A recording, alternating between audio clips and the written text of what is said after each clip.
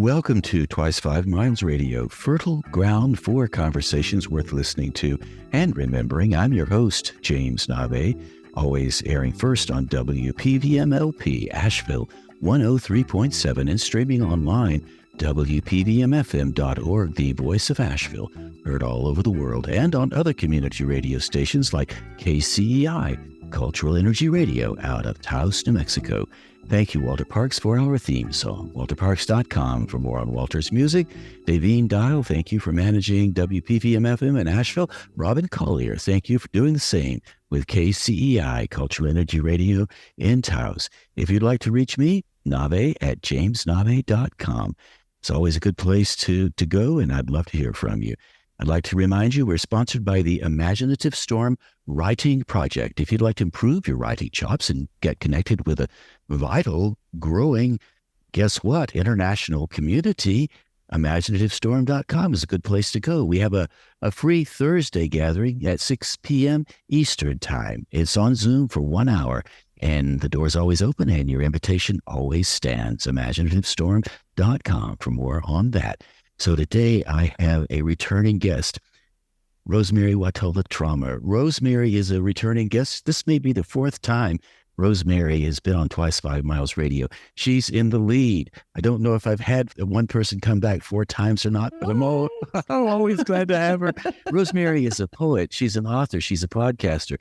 She's also, some would say, an influencer and a very well-established published poet with performance chops that I wish I had. So Rosemerry Wahtola Trommer, welcome to Twice 5 Miles Radio once again. Wow, that was an awesome intro. Thanks, Navé. Thank you very much. I rehearsed that for hours. And hey, thank you for bringing me back up 4 times on Twice by 5 Miles. And, you know, I remember the first time that we did this show was live. I was there at Allegra's house in Taos, and we just sat outside, and it was this lovely conversation, and I'm glad to have another conversation with you anytime. Well, one of the things I've always enjoyed about our connection, which we've had for quite a while now, it seems like no matter whether I see you often or once a year or even further down the line, maybe the stretch is 14, 15, 16 months, we just pick right up where we left off, and that's that. I was glad to see you and so grateful to be in your workshop and your reading in Boulder a month or so ago, maybe a little bit longer now, into the summer. And it was just really fun to be there with you, to see you introduce your new work, to read your work, and to offer us some terrific workshop material that helped us with our work as well. So maybe let's start with that. I would love for you to just talk about what you're doing now and help me understand more what I experienced with you when we were in Boulder together a few weeks ago. All right. Well, first of all, it was lovely to see you. Thank you. I remember kidnapping you from walking into the bookstore. We just went on a search for a rock. That was pretty fun. I wanted to write a poem on a rock, and you helped me find one, which was no easy task in downtown Boulder, Colorado. So I think the thing that excites me most right now, Navé, about poems is, one, I mean, I've just continued with the daily practice, which has been 18 years now, I think, of writing a poem almost every day. I say almost every day because I took 2 little windows off, one after the birth of my daughter 16 years ago, and then one after the death of my son 3 years ago. And I think I'm just ever enthused by what happens when you commit yourself to a daily practice, whatever it is, whether it's writing poems, but I think it could be riding a bike or skiing or whatever it is that we decide to give ourselves over to, meditation. And just noticing then over time how whatever you give yourself to gives back to you, right? That reciprocity of energy, of devotion. And I feel as if in the last, I don't know how to say how long, but what I notice now is, I mean, this is all I do now. All I do now is poetry. poetry 24/7, dear man. I teach, I write poems, I get to perform and lead workshops on Zoom. And I want to say it's not poetry business that's become 24/7, but like living poetry 24/7, which is, I think, what we all want really is to be so steeped in the thing that we love that it informs everything and then, in fact, opens us again and again to what it means to be alive. Living poetry 24/7. Someone hearing that, maybe they have a little experience with a poem or two. Most people do know a nursery rhyme, Humpty Dumpty sat on a wall, that kind of thing. Living poetry 24 hours a day. It sounds magical and mysterious. And yet, as I think about it, at what point does it become beautifully commonplace, so integrated into your life that it's like breath or like waking? And with that integration, the power of the poetry becoming more beautifully commonplace. How does that inform how you cook? How does that inform how you drive up to Telluride? You're living in about 18 miles out of Telluride, down mountain. You go up there a lot. You're busy in that community. How does poetry inform that? And then how does it ripple out to the others around you? And what does it do with them? So this is the great question, right? Like, how does the rubber meet the road? And here are a couple examples. This is the one that blew my mind open yesterday. So wish I had one from today. Maybe I'll find another one from today. But yesterday I was talking with my friend Rebecca, and I've been Navé. I've been having a lot of kind of things with my body going on, things that I might look at and be like, oh yeah, that's a problem. And I've been able to be pretty gentle with myself about it. But what Rebecca helped me reflect on, she asked me this question: what if you treated your body the way you treated your poetry practice? It opened things up for me in this beautiful way. I'm very clear with my poetry practice that there aren't any problems. Like being stuck, not a problem. That's just part of it. That's just part of, I don't even know if I believe in being stuck. I don't even know if stuck is a thing, right? You're writing and sometimes you're not writing, and even the not writing is part of writing. When I started thinking about my body that way, right now what's happening is this pain, but is the pain a problem? Or is this just what's happening? Is this what it is to have a body? It is what it is to have a body. How am I going to meet this? With curiosity? What does this have to teach me? That's probably one of the most important lessons I've gotten from writing poems, is just engaging with anything. What do you have to teach me? Even if it's nothing, that's also interesting. Why doesn't it have anything? What is the me that's looking for some teaching? So it's just that kind of a witnessing, that kind of curiosity, and then being able to treat my body. Oh, you're hurting, whatever that rotator cuff, heel, back spasm. What does this have to teach me? But also just realizing this is an invitation to just show up and be curious about it, to know this is what it is to have a body. So it in this way, it's not that life becomes a poem per se, but life becomes this practice of a living creativity, of a living curiosity, of a living wonderment, of a living, ongoing, unfolding relationship.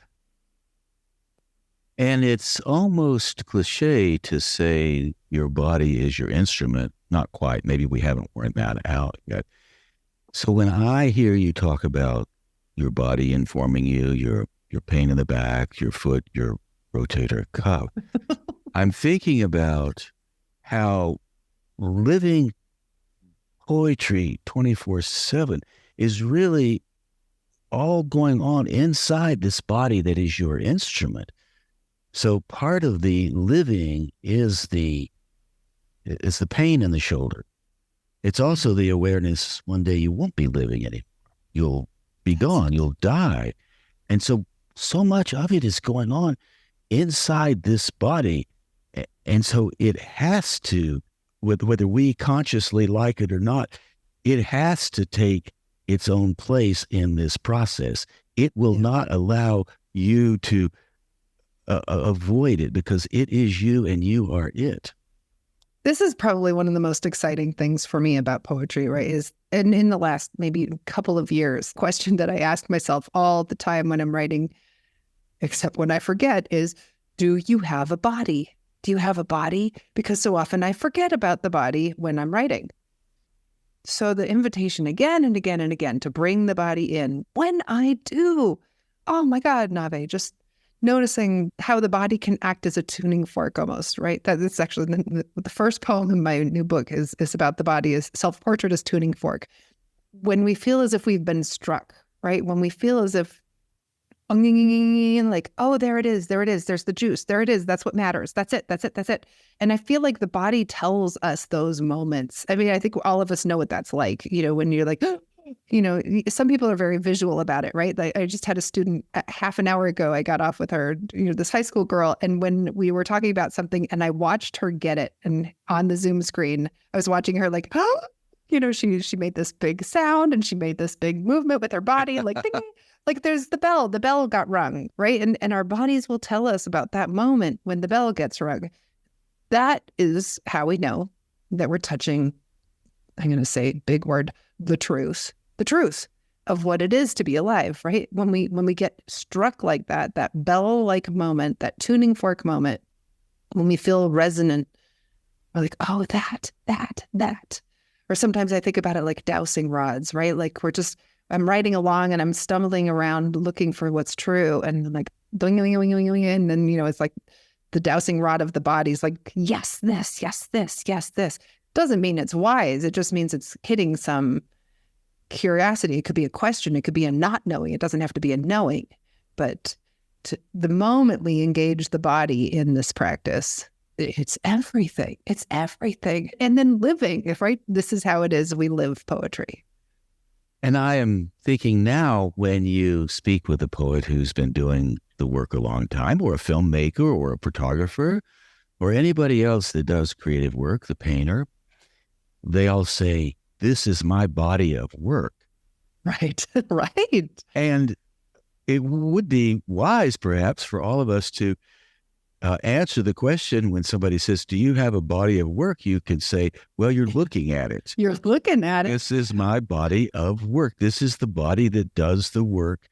And I just love that insight you gave me of referring to my body of work externally. Here's the manuscript as actually of the flesh. Yeah. We're moving a little bit towards religion here without knowing it, or with knowing it.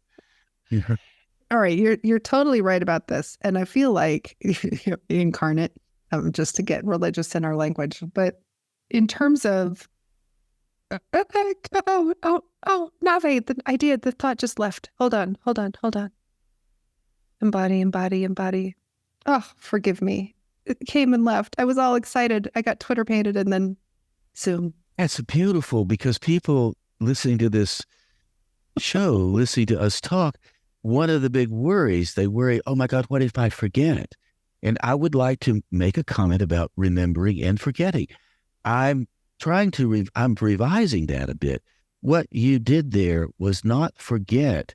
Your body just moved it into another place in your container, which is you.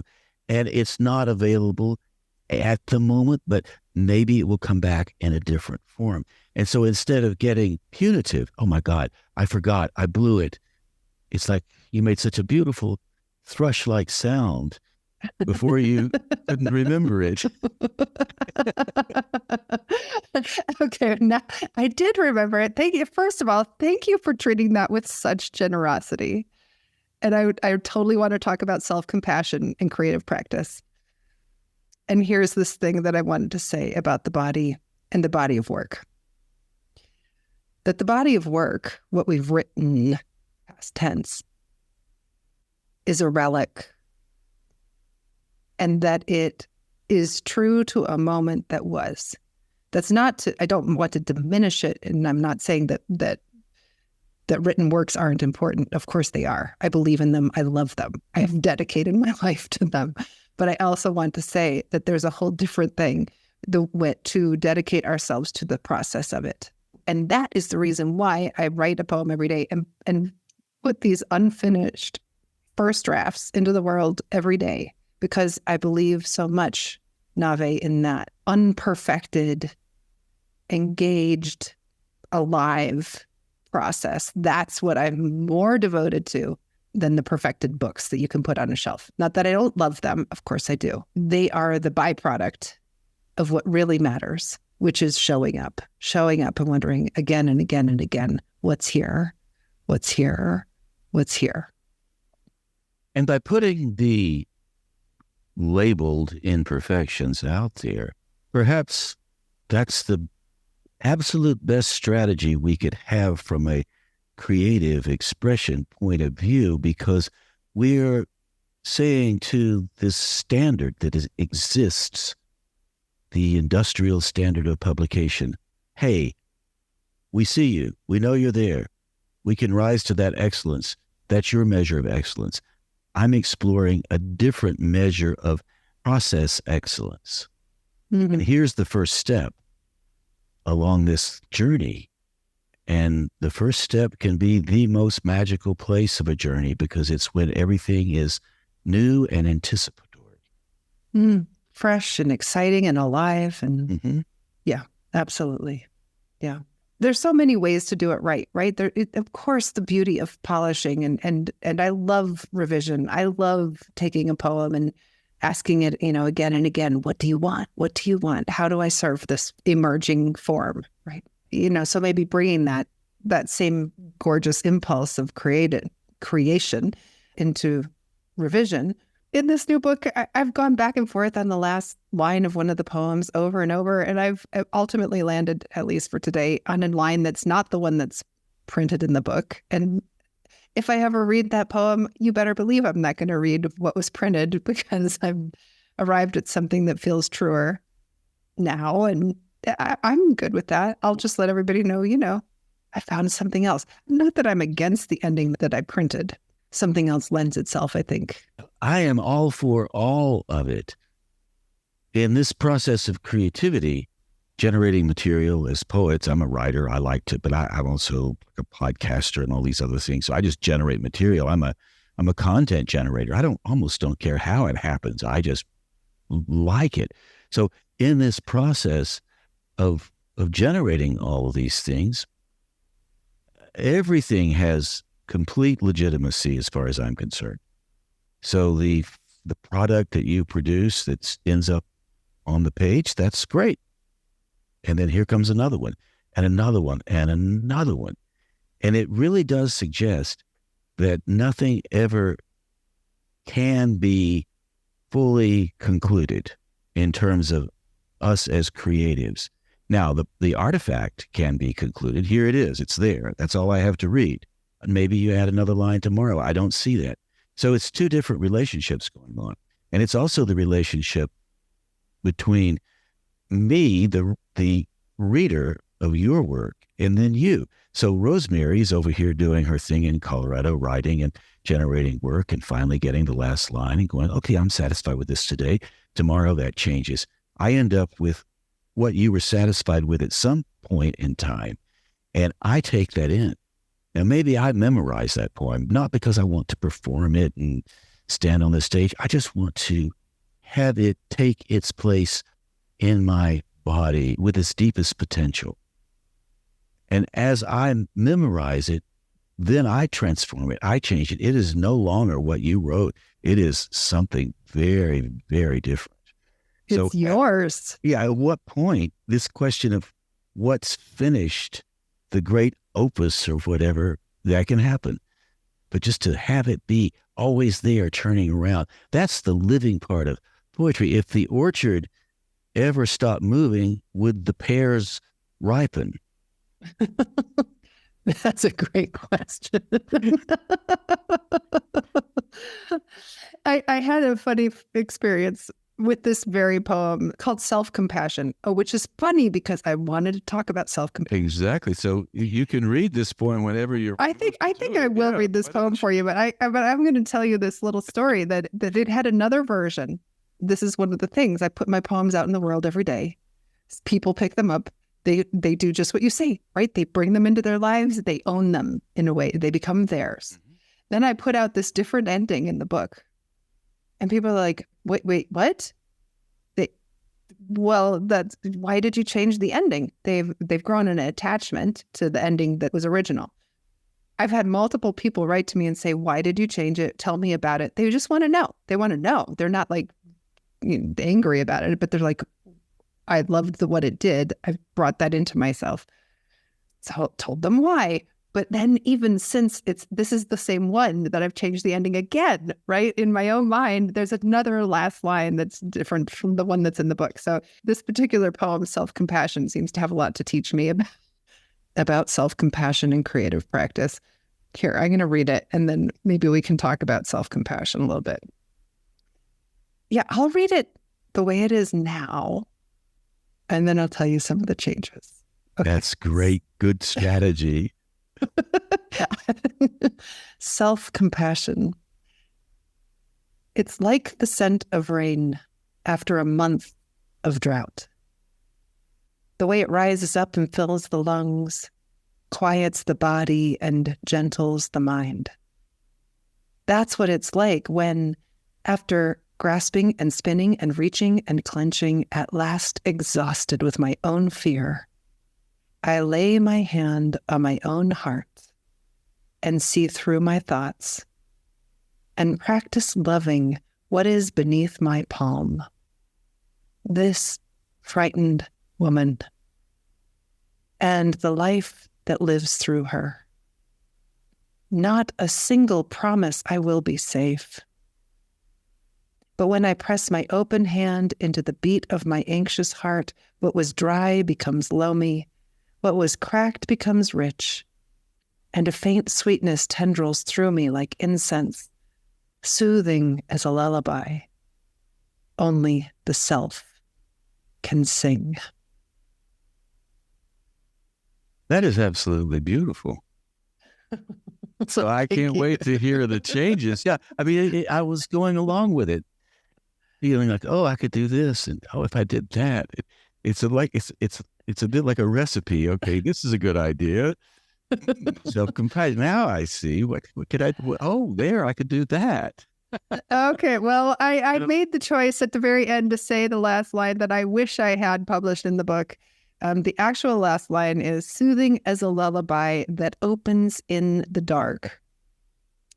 I don't mind that line, but I do think it's important that it's a lullaby that only the self can sing. It's a poem about self-compassion and how the other people might offer us compassion. It's really only ourselves that can give it to us. So that's why I think, yeah, that's actually the last line. So the line was the one you had to start with? The published line is soothing as a lullaby that opens in the dark. Okay. Well, that's nice because we want the lullabies to take us to sleep at night.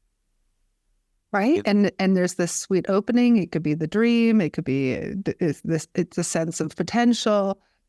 The lullaby actually doesn't open. No, it's the self that opens. You open, not the lullaby's just, I'm just a lullaby passing along here, and it happens to be dark. I could come by in the day if you like, no problem. Well, maybe that's the thing, though, is that if the lullaby comes by in the day, are you available to the opening that it offers in that point? Perhaps if you're taking a nap, you might be. Perhaps. But right? my thought here is that the lullaby opens you with its sensibilities. It doesn't necessarily. It could, I suppose, open. The lullaby opens in song. I think it can. I think it can open. I'm just trying to roll this around in my head. But I do feel like it's a little more, I think the gist of this poem, this is why I always ask, what does this poem want? What does this poem want? I think this poem is opening, is longing for an exploration of what does the self need to offer the self. Yeah. And then which is why I prefer this last one. The line that you're with, read the last few lines just to let us hear the final, the line that you prefer. What was cracked becomes rich, and a faint sweetness tendrils through me like incense, soothing as a lullaby only the self can sing. Yeah. It's a better last line. But here's what it used to be. It used to be missing the whole thing. The lullaby didn't even exist. The version that these other people liked, that they're like, wait, why did you change it? It goes back to this whole sense of there you are, you're sitting there, you've got your palm against your chest, and this frightened woman and the life that lives through her, not a single promise, I will be safe, but I promise she will be loved. That's what people like. That's what came out first. That's what came out, and that's what people had, they'd already written it in their journal. They'd already shared it with their class. They'd already, created their own little thing about it that they wrote up on their wall. I got that. And I think that's something people long for. They long to be loved. Mm-hmm. So that's why that line lands so well with folks. But the one about only the song Only You Can Sing, that's a lot more demanding. And the other thing is that it became an experience of loving the self as opposed to just the promise that you're going to. It became the actual experience of it, which is why I went with that ending that I went with in the end with the book. To me, it felt like I promise she will be loved, felt almost a little too easy, right? I wanted to take it into here it is again. I wanted to bring it into the body. What is it like in the body when we experience that promise of self-love? And the poet's job is to stay in the immediacy of the process itself. Your job is not to maintain the status quo. If the change comes, you report it. Almost like I'm the reporter. I'm in the field. I'm reporting this. Or the job of the person who has the orchard. And I know you had an orchard. You and your husband did it one time. The job is to work with what's going on in the orchard right now. The insects come in and start chewing on the leaves, or the rain comes and things are blooming. Maybe the harvest is too heavy and you have to hire people to pick, or maybe there's not much harvest this year and you have to wonder what's going to happen next. All that is the same. That idea is what the poet does. I will show up and report what's going on right now. That's the life. That's the life. That's the life. Which is interesting, right? Because we receive poems out of context for the most part. Not always. And in fact, I think maybe because I write a poem a day, I have the opportunity to respond in real time to what's happening that sometimes, like, let's say the election in the United States. I respond in real time to that and people receive it in real time. And there's a contextual advantage, I think, when people are reading poems exactly in the moment they're written within a day versus, you read a poem that I wrote about this election that just happened and you read it 3 years later and you're out of the context of it. And why does it matter if we say yes to this or not? Why does it matter if we're experiencing spaciousness or constriction? Why does it matter? So there is something powerful about writing poems and having them received in the context in which they're written. But most poems, let's be honest, are not received that way. Most poems are read way beyond their moment. Just interesting to know how that context of time can shape so much about how we receive a poem. Yeah, and when you deal with these political situations like the current one, I was all for Harris. I'm definitely a liberal. Don't know if I'm a progressive or not. I'm not that much on labels. It moves around up quite a bit. And yet, I get it. Harris lost. Trump won. A lot of people are writing praise poems about Trump winning. A lot of people. Is that true? Are you serious? I'll bet they are. I will bet they are. Have you seen them? No, but I suspect they are because there's 50% of the country can't be incapable of generating poetry. So it's not like Wait, because I've actually wondered about this, by the way. I've actually wondered. I'm just going to say it straight. I know. Do people who vote for Trump write poems? I bet they do. I wonder. I bet they do. So? I do know for sure, because we, on our Imaginative Storm Writing Prompt of the Week session, we have somebody whom I know pretty well. I won't say where she lives. She is a serious, donating, high-level Republican, and she seriously voted for Trump. No joke. And so did her husband. And they come from a wealthy class. They're not mucking around wondering where they're going to go next on their vacations, if you know what I mean. And she writes beautiful stuff. All right, good. So I do know. You have answered I have been wondering. I have really wondered about this. Well, yeah. Okay, good. I'm glad. Don't worry about it. It's out there. The point is, you have both sides, and the people I know, most of my friends are liberals and voted for Harris, and are Democrats, et cetera, et cetera. And some of them are so crushed they can't lift a pen. Oh my God, it's so awful. And I'm like, wait a minute, let's get a spine here, please. These things happen. Our calling, my friends, is to just show up and deal with whatever it is. So whatever is. Yes, and if you end up with a classic poem, like I'm thinking of, I don't know if you know W.H. Auden's The Unknown Citizen. Mm-hmm. He was found by the Bureau of Statistics to be one against whom there was no official complaint, and all the reports on his conduct agree that in the modern sense of the old-fashioned word, he was a saint, for in everything he did, he served the greater community. Except for the war, until the day he retired, he worked in a factory and never got fired, but satisfied his employers, Fudge Motors, Inc. Yet he wasn't a scab or odd in his views, and his union reports that he paid his dues. And our report on his union shows it was sound.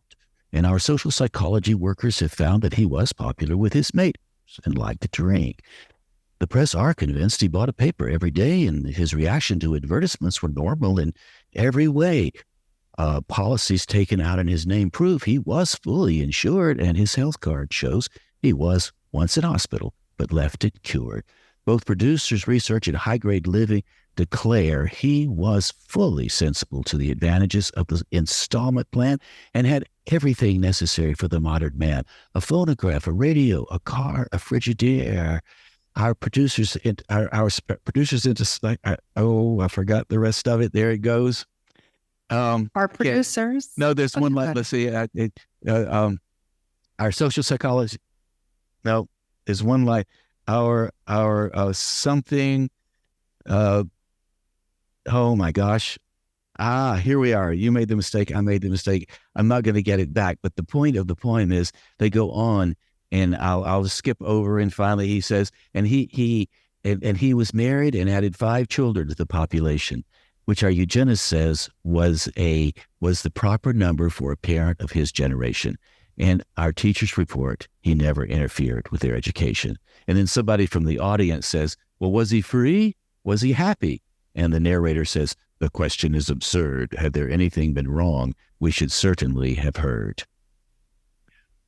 And that's the Unknown Citizen by Auden. The reason I dropped that is I've been working on that piece and trying to get it as conversational as possible. And there's just that one little bit that I dropped. I don't have those 3 or 4 lines. And if you drop 3 or 4 lines, then it just kind of falls apart.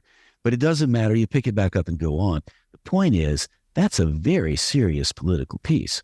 It is a very serious political piece, speaking to a very specific time, although so applicable now. Yeah. Right? Yeah. And, do you want to be unknown? Do you want to conform? And, right now, the order of the day is I'm an individual. I will march to my own drum, et cetera, et cetera. And yet, do we do that? It just brings up so many questions. So when we get into these arenas like we have now, the political situation, half the nation, oh my God, I can't breathe. The other half is, oh, this is the greatest thing that ever happened. The poets stay where they are, and they do what they do. The work is the same. every It's day. the same today as it was last week. This book is the same today as it was last month, as it was 5 years ago, as it was 90 years ago. Yeah. Right? How do we show up and report? But not report. How do we show up and engage with what is happening now? What is happening now? And one of the benefits of living poetry, I live it too. It's a little bit of a different style than you, but I walk 2 hours a day and recite poetry for 2 hours every day. I don't know how much more living you can do, for God's sakes. But I do it because I love doing it. I'm not afraid. I'm not afraid. Thank you, poetry. Thank you, poetry. This is it, because I think that the gift of poems, right, showing up and wondering with curiosity what's here, allows for not just being the hero, right, but being the witness. Mm-hmm. To be the one that sees what's happening and to notice what's the invitation. How do we show up here? How do we show up here? What is it like to be alive now, right? In a way, it goes back to what we were talking about earlier with the body, right? Is this a problem? Well, it hurts. Yeah, it's a problem. But is this a problem, or is this the experience of having a body? Is this what it is to be alive? There are times that I don't want to be too blithe about this, right? There are times when it is absolutely freaking desperate. And I also want to say that I've been there, with the death of my son, where I've met the most difficult moments of my life. And I feel like the practice of writing poems in a daily way, which is the practice of showing up and wondering what's here in a daily way, served me so incredibly, especially in those first months when he died, in the first minutes even when he died, to not shut down and to stay open to, okay, what's here, to relentlessly be invested in the exploration of it and how we meet it and how is this an essential part of the experience of being a human. I can't overstate in a way that I'm not condoning things. I'm not saying, it's good to be hurt or it's not good to, but to be open to the world as it is and to say yes to the world as it is and to let our curiosity, which is practiced through a creative practice, right? To let our curiosity then be what guides us through any given moment. This is how we get to show up. Not to say in a fearless way, maybe we are afraid, but to be able to notice this fear and engage with that fear and be curious about the fear. Not to say it's not there, but to say, okay, this is what it's like to be afraid in a moment like this. This is what it's like to be afraid that your rights are going to be taken away. This is what it's like. And now what do you do?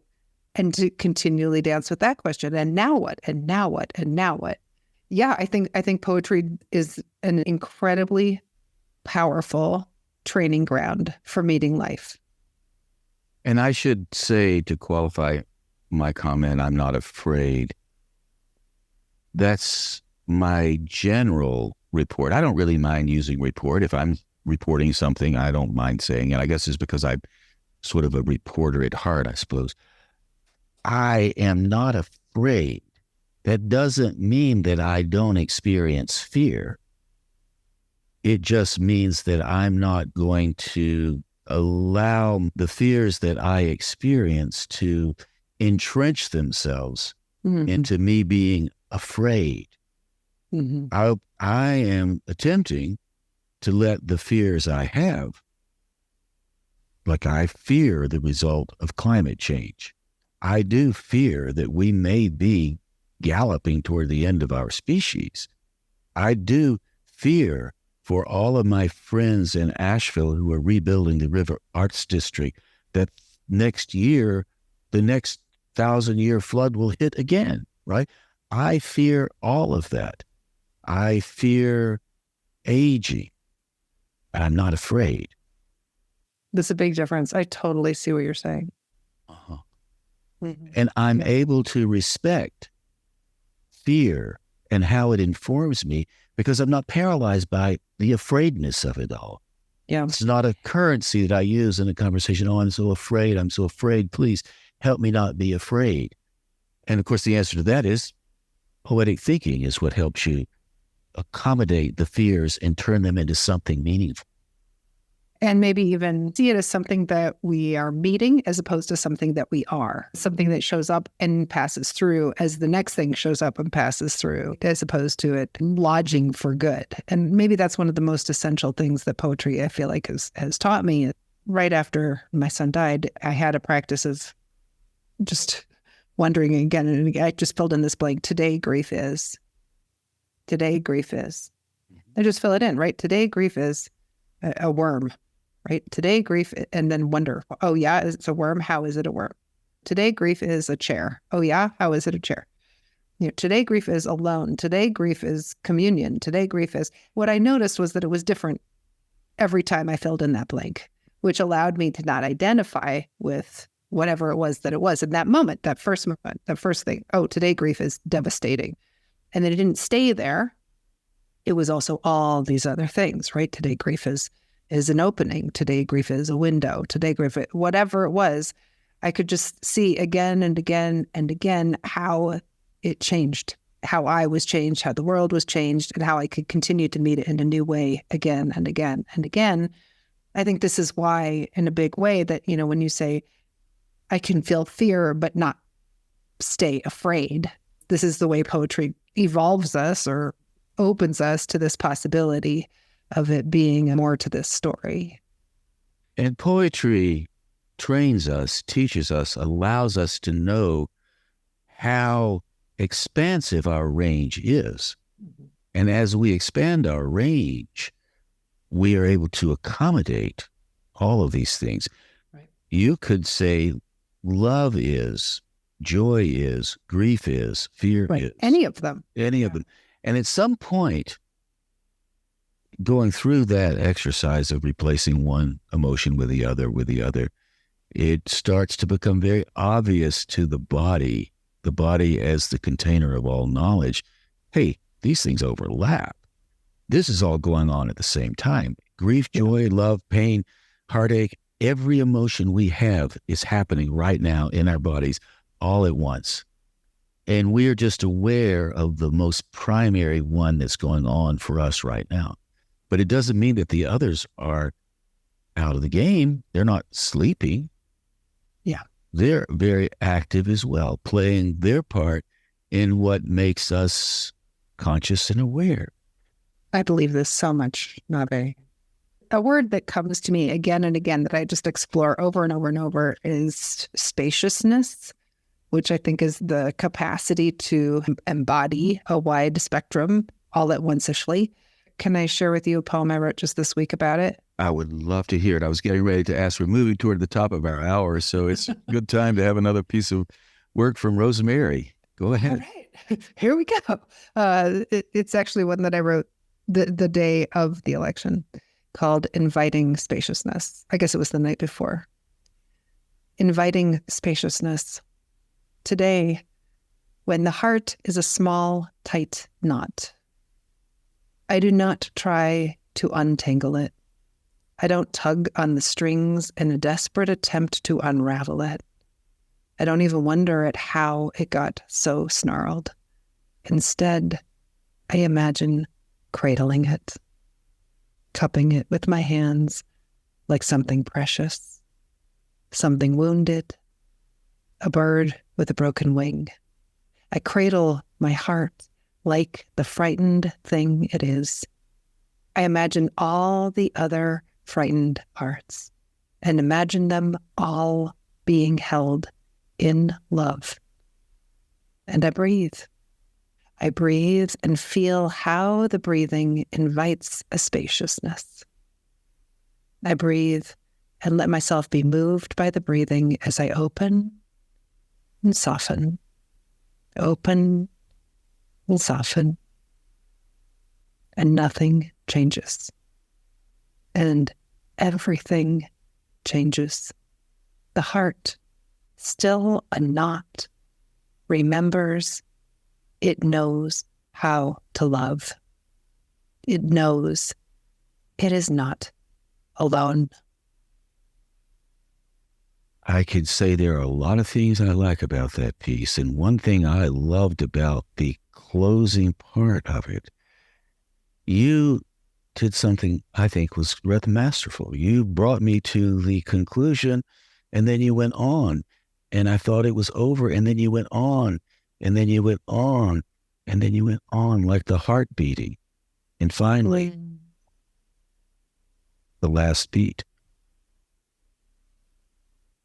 I don't know if you know you did that or not. That's how it landed on me. I love that it landed that way. I didn't know where the poem would end. It's a promise I make myself always, is that I can't know where the poem ends.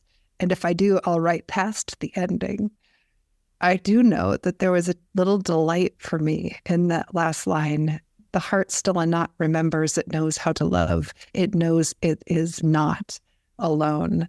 And there's that little homophonic play of the heart being a knot, and it's not alone. That tickled me quite a bit, actually. It's not alone.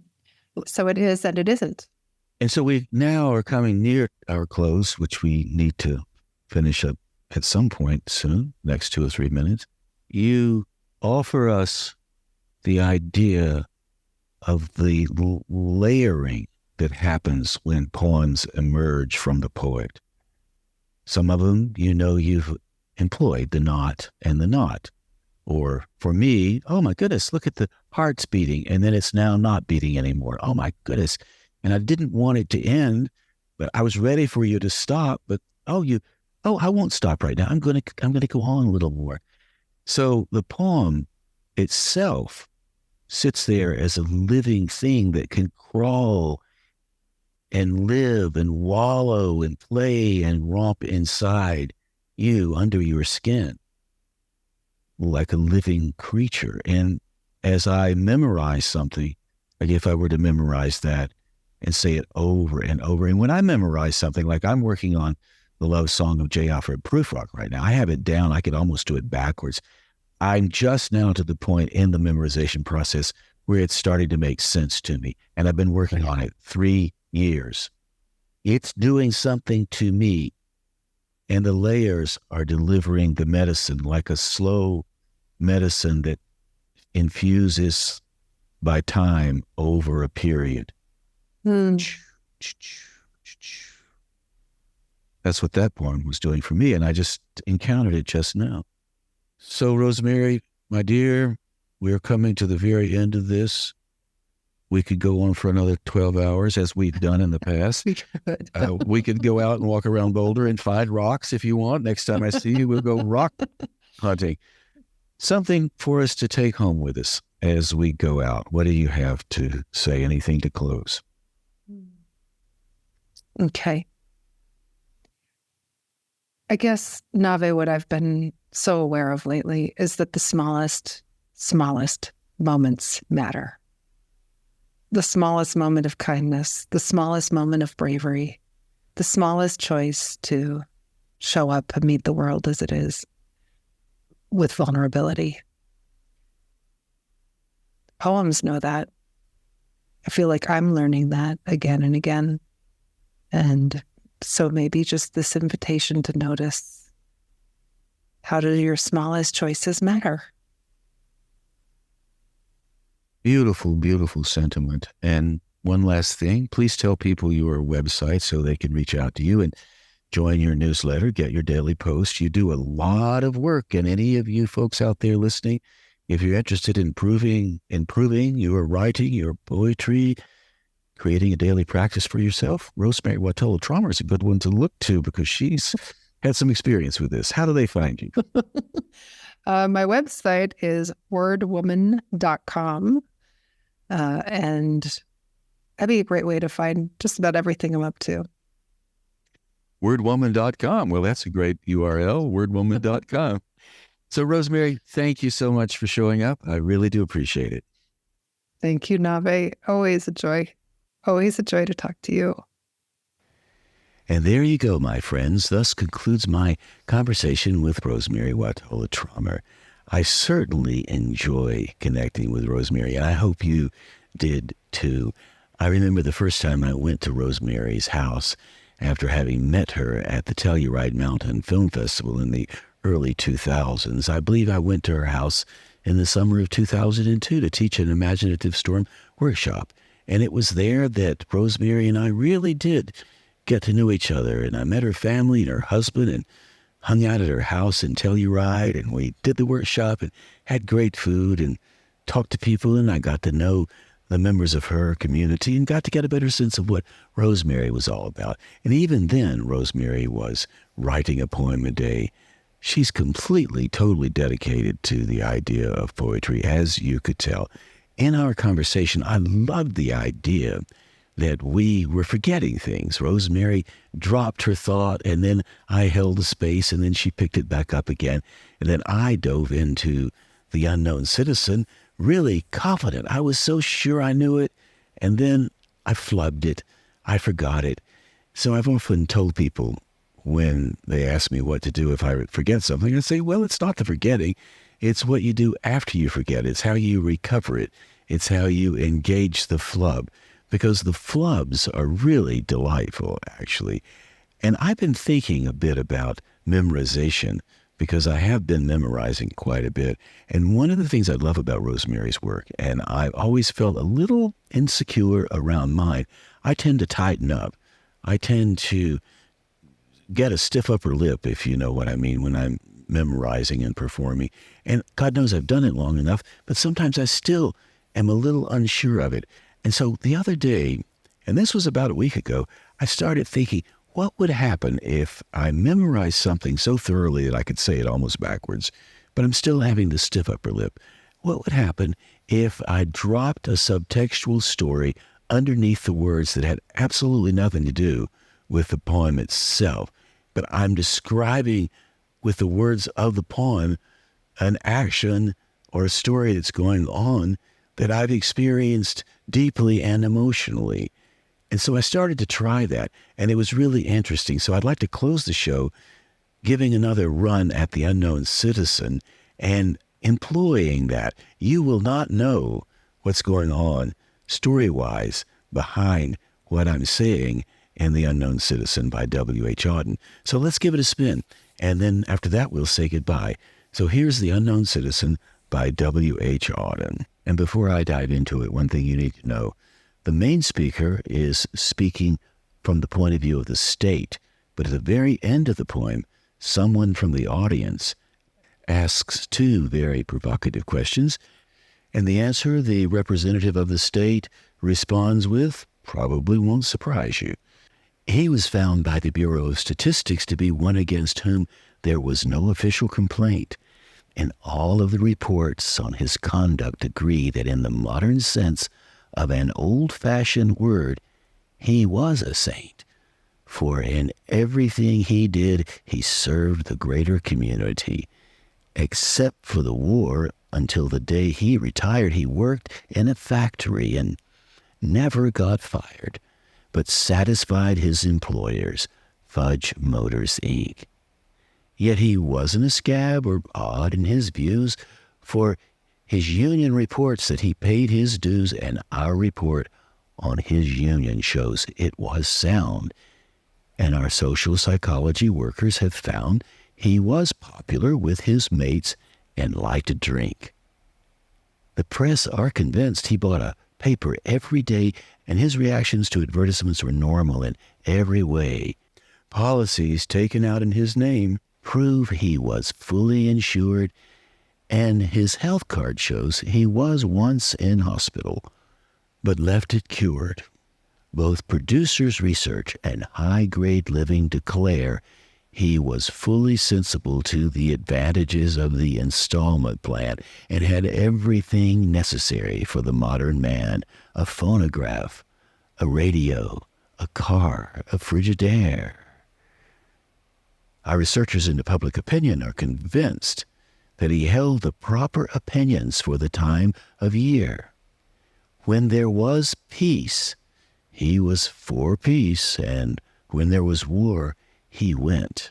He added 5 children to the population, which our eugenist says is the proper number for a parent of his generation. And our teachers report he never interfered with their education. Well, was he free? Or was he happy? Oh, the question is absurd. Had there anything been wrong, we should certainly have heard. And that was W.H. Auden's The Unknown Citizen. And as I said in the interview with Rosemerry, that is a political poem. We all would like to be known. And everybody has secrets, things underneath. So the secret that I had when I was reciting the poem, the secret was the person I was thinking about was not a person the Bureau of Statistics would have found to have no official complaint. The person I was thinking about was this notorious drug dealer who flew an airplane and lived in the community where I once lived years and years ago in the 80s.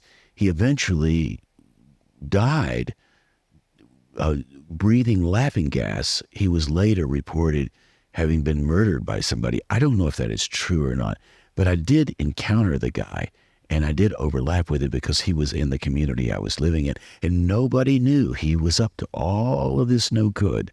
So when I was doing The Unknown Citizen, saying he was found by the Bureau of Statistics to be one against whom there was no official complaint, I was thinking of this guy who was just absolutely corrupted, and there were more official complaints against him than you can shake a stick at.